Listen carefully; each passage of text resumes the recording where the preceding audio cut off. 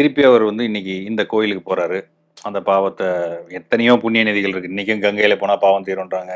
இந்த கோயிலுக்கு போனா 7, 7 ஜென்ம கர்ம வினைகளும் தீரும், அகலும்ன்றாங்க. அப்ப அவர் ஒரு வயசுக்கு அப்புறம் அத ரியலைஸ் பண்ணிட்டார். அவர் அத கழிச்சிட்டார். அதுக்கப்புறம் அது ட்ரான்ஸ்ஃபர் ஆகுமா? கரெக்ட். இல்ல கழிக்கிறது விஷயம் சொன்னீங்க இல்லையா? அது எந்த அளவுக்கு பெர்சன்டேஜ்னு கணக்கு இருக்கு. அவர் செய்த தவறுகள், தெரியாமல் தவறு செய்யறதுக்கும், தெரிஞ்சு செய்யறது வித்தியாசம் இருக்கா இல்லையா? ஆமா. தெரியாம ஒரு தவறு பண்ணிதான் வச்சுங்களேன், அந்த பரிகாரத்துக்கு பலன் உண்டு. தெரியாம அவர் செஞ்சிட்டார். அவசரத்துல புரியாம செஞ்சிட்டார். ஓகே. மன்னிப்புக்கு எப்பவுமே பலன் உண்டு. ரைட். மன்னிப்பு கேட்டால் பலன் உண்டு. தெரிஞ்சே செய்யறாரு, பர்பஸ நோக்கத்தோட செய்யறாரு, தப்பு பண்றாரு. அது எப்படி சார் பரிகாரம் கிடைக்கும்?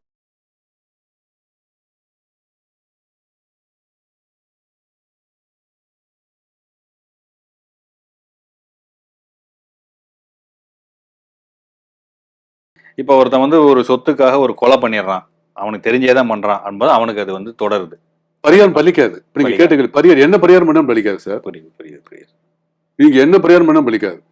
அதுக்கு ஒரே வழி, சம்பந்தப்பட்ட நபர் இதுக்கு என்ன பரிகாரம் அப்படின்னு கேட்டீங்கன்னா, சம்பந்தப்பட்ட குடும்பத்துல போய் அவங்க காலில் விழுந்து கும்பிட்டு மன்னிக்கணும். அவங்க மன்னிக்கணும்.